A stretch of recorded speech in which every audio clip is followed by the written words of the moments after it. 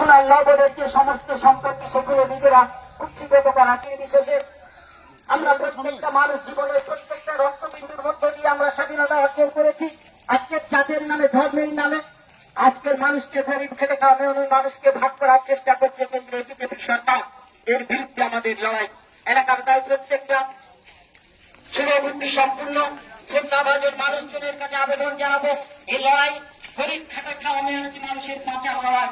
এই লড়াই দলে দলে যোগদান করার জন্য আমরা প্রত্যেকের কাছে বিনীতভাবে আবেদন।